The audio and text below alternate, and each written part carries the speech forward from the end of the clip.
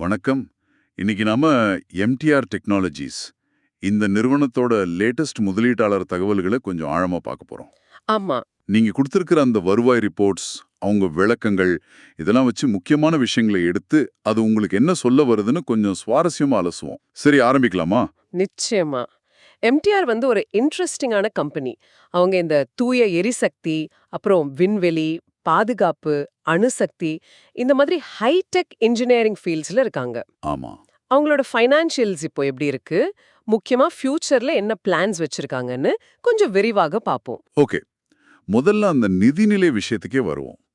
போன நிதியாண்டு, அதாவது FY25ல அவங்க வருமானம் ஒரு 16.4% வளர்ந்து ரூ. 676 கோடியா இருக்கு. ஈபேட்டாவும் ரூ. 120.9 கோடி. இது பார்க்க நல்ல வளர்ச்சி மாதிரி தான் தெரியுது. ஆமா.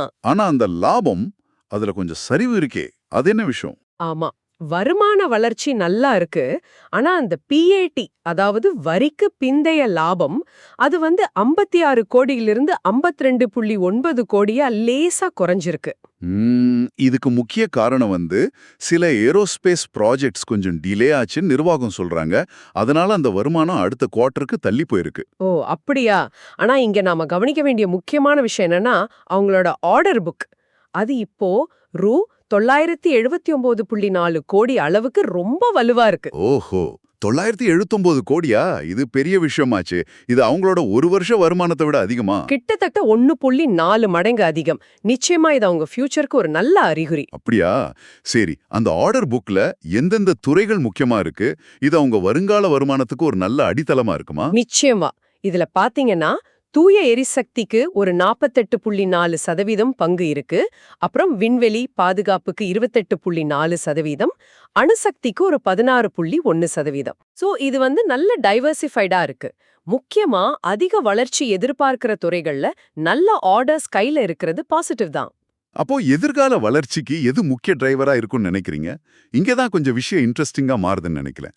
குறிப்பா அந்த விண்வெளி பாதுகாப்புத்துறை, அது பத்தி சொல்லுங்களேன். FY26ல 80% வளர்ச்சியா?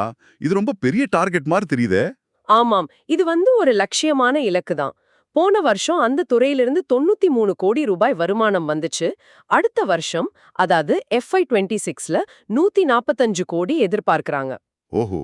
இதுக்கு காரணம் GKN ஏரோஸ்பேஸ், ரஃபேல், அப்புறம் எல்பிட் சிஸ்டம்ஸ், தேல்ஸ் மாதிரி பெரிய இன்டர்நேஷனல் கஸ்டமர்ஸ் கூட இருக்கிற டீல்ஸ். அப்புறம் நம்ம மேக் இன் இந்தியா திட்டம் மூலமா வர வாய்ப்புகள், எக்ஸ்போர்ட்ஸ். சரி. அது மட்டும் இல்லாம அவங்களோட புது ப்ரொடக்ஷன் யூனிட் இப்போ ஃபுல் கெப்பாசிட்டில இயங்க ஆரம்பிச்சிருக்கு. நிறைய ஃபர்ஸ்ட் ஆர்டிகல்ஸ், அதாவது முதல் நிலை தயாரிப்புகள், அதெல்லாம் கஸ்டமர் அப்ரூவலோட முடிச்சு இப்போ சீரியல் ப்ரொடக்ஷனுக்கு போயிருக்காங்க. Okay okay. சரி, தூய எரிசக்தி துறையில என்ன நடக்குது? ப்ளூம் எனர்ஜி, ஃப்ளூவன்ஸ் எனர்ஜின்னு சில பேர்கள் இருந்துச்சே. ஆமா, தூய எரிசக்தி துறையிலயும் வளர்ச்சி இருக்கு, ஸ்டெடியா இருக்கு. ப்ளூம் எனர்ஜிக்கு இப்போ அதிக அளவுல அசெம்பிளி பண்ண ஆரம்பிக்கிறாங்க. ஃப்ளூவன்ஸ் எனர்ஜிக்கு ஒரு புரோட்டோடைப் யூனிட்டை முடிச்சிட்டாங்க, 2வதுல வேலை செஞ்சுட்டு இருக்காங்க. இப்போ பெரிய அளவிலான உற்பத்தி ஆர்டர்களுக்காக பேச்சுவார்த்தை நடந்துட்டு இருக்கு. சோ இந்த துறையில ஒரு 15-20% வளர்ச்சி எதிர்பார்க்கறாங்க. சரி, இப்போ அணுசக்தி துறை, அங்க என்ன நிலைமை? FY25 வருமானம் ரொம்ப கம்மியா இருந்ததா சொன்னீங்க. வெறும் 19 கோடி தானா? ஆனா எதிர்காலம் நல்லா இருக்குன்னு குறிப்புகள் சொல்லுதே. உண்மைதான். இப்போதைக்கு வருமானம் குறைவா தெரியலாம், ஆனா ஃபியூச்சர் ரொம்ப பிரைட்டா தெரியுது. கையில இருக்கிற ஆர்டரை வச்சு FY26க்கு 60 கோடி வருமானம் எதிர்பார்க்கறாங்க. ஓகே. ஆனா இதுக்கு மேலேயும் பெரிய வாய்ப்புகள் இருக்கு. NPCILஓட நியூக்ளியர் பிளான்ட்ஸ் இருக்குல்ல, அது புதுப்பிக்கிற ரிஃபர்பிஷ்மெண்ட் வேலைகளுக்கு டெண்டர்ஸ் வர ஆரம்பிச்சிருக்கு. அப்படியா? அதே மாதிரி கைகா 5 and 6 உலைகளுக்கு MEIL மூலமா ஆர்டர் வரலாம். அப்புறம் பாரத் மாடுலர் ரியாக்டர்ஸ்னு புது டெக்னாலஜி ரியாக்டர்ஸ்க்கும் பார்ட்ஸ் செய்ய போறாங்க. சரி சரி. இதெல்லாம் சேர்ந்தா அடுத்த சில வருஷங்கள்ல கிட்டத்தட்ட ஒரு 700 கோடிக்கு மேல ஆர்டர்ஸ் வரலான்னு நிர்வாகம் ரொம்ப நம்பிக்கையா இருக்காங்க. 700 கோடி, இது உண்மையிலே பெரிய தொகை. இது இல்லாம புதுசா ப்ராடக்ட்ஸ்லயும் கவனம் செலுத்துறாங்க போல் இருக்கே. இந்த ரோலர் ஸ்க்ரூக்கள், EMAs அப்படின்னு சில விஷயங்கள் பார்த்தேன். அது என்ன? ஆமா, அதுவும் முக்கியமான டெவலப்மெண்ட்ஸ். கடற்படைக்கு தேவையான வால்வ்ஸ், நேவல் வால்வ்ஸ், அதோட புரோட்டோடைப்பை அனுப்பி பெரிய ஆர்டர்களுக்கு குவாலிஃபை ஆயிருக்காங்க. அதே மாதிரி உள்நாட்டிலேயே செஞ்ச ரோலர் ஸ்க்ரூஸ் இது ரொம்ப முக்கியமான ஒரு காம்பனன்ட். ஹை பிரெசிஷன் மூவ்மெண்ட்டுக்கு யூஸ் ஆகும்.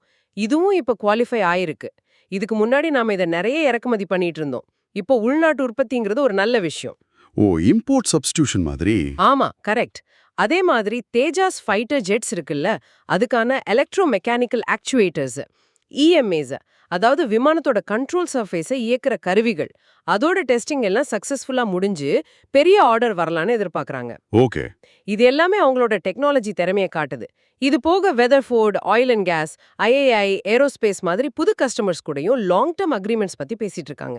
சரி, இவ்வளவு தகவல்களையும் வச்சு பார்க்கும்போது மொத்தத்துல எம்டிஆர் பத்தி நம்ம என்ன புரிஞ்சுக்கலாம்? அவங்க ஃபினான்ஷியல் ஹெல்த், நிதி ஆரோக்கியம் எல்லாம் எப்படி இருக்கு?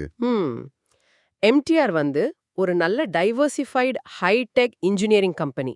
முக்கியமா ஏரோஸ்பேஸ், அணுசக்தி துறைகள்ல நல்ல வலுவான வளர்ச்சி பாதையில இருக்காங்கன்னு தெரியுது. சரி. நிதிநிலைய பார்த்தா கேஷ் ஃப்ளோ ஃப்ரம் ஆபரேஷன்ஸ், அதாவது செயல்பாடுகள்ல இருந்து வர்ற பணப்புழக்கம், அது FY 25ல ரூபா 101.3 கோடியா நல்லா அதிகரிச்சிருக்கு. இது ரொம்ப பாசிட்டிவான சைன்.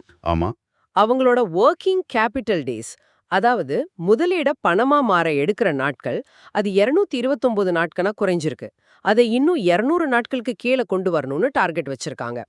கடனையும் கொஞ்சம் குறைச்சிருக்காங்க, ஒரு 15 கோடி. இதெல்லாம் நிதி நிலைமை இம்ப்ரூவ் ஆகுறத காட்டுது. அவங்க FY 26க்கு ஒரு 25% வருமான வளர்ச்சி, அப்புறம் 21% ±1% EBITDA மார்ஜின் இலக்கு வச்சிருக்காங்க. ஆனா அந்த கால்ல பேசும்போது நிர்வாகம் இந்த கணிப்புகள்ல ரொம்ப கன்சர்வேட்டிவா, அதாவது ரொம்ப எச்சரிக்கையா இருக்கிறதா சொன்னாங்க.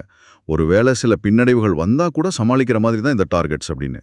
இந்த அதீத கவனம் அவங்க வேற ஏதாவது ரிஸ்க் பார்க்கறாங்களோன்னு கொஞ்சம் யோசிக்க வைக்குது இல்லையா? நல்ல கேள்வி அது. நிர்வாகம் கொஞ்சம் எச்சரிக்கையா இருக்கிறது நல்லதுதான். ஆனா நீங்க சொல்ற மாதிரி இது சில சொல்லப்படாத ரிஸ்க் ஃபேக்டர்ஸை மனசுல வச்சு சொல்றாங்களான்னு பார்க்கணும். சுருக்கமா சொல்லணும்னா எம்டிஆர் டெக்னாலஜிஸ் முக்கியமா ஏரோஸ்பேஸ், அணுசக்தி துறைகள்ல நல்ல வளர்ச்சி வாய்ப்புகளோட இருக்கு. சில மார்ஜின் பிரஷர், லாப குறைவு FY 25ல இதெல்லாம் இருந்தாலும் அவங்களோட வலுவான ஆர்டர் புக், புது ப்ராடக்ட்ஸ், இம்ப்ரூவ் ஆகுற ஃபினான்ஷியல்ஸ் இதெல்லாம் பாசிட்டிவா இருக்கு. அவங்களோட அடுத்த 3 வருஷ ஆவரேஜ் வளர்ச்சி இலக்கு 25%ங்கிறது ஒரு குறிப்பிடத்தக்க விஷயம். சரி, நீங்க யோசிச்சு பார்க்க ஒரு விஷயம் சொல்றேன். எம்டிஆரோட வளர்ச்சி பாத்தீங்கன்னா பெரும்பாலும் இந்த அணு உலை புதுப்பிக்கிற வேலை, ஃப்ளூயன்ஸ் ஆர்டர்கள், பாதுகாப்பு ஒப்பந்தங்கள் மாதிரி பெரிய சில சமயம் அரசாங்க கொள்கைகளை ரொம்ப நம்பி இருக்கிற மாதிரி தெரியுது. இவங்க கணிச்சிருக்கிற இந்த லட்சிய வளர்ச்சியை ஒருவேளை புவிசார் அரசியல் காரணிகளோ, இல்ல வெளிநாட்டு வர்த்தக கொள்கை மாற்றங்களோ, இல்ல நம்ம உள்நாட்டு பாலிசி மாற்றங்களோ, இதெல்லாம் வரப்போற வருஷங்கள்ல எப்படி சாதகமா அல்லது பாதகமா பாதிக்கலாம்? இதை பத்தி நீங்க கொஞ்சம் யோசிச்சு பாருங்க.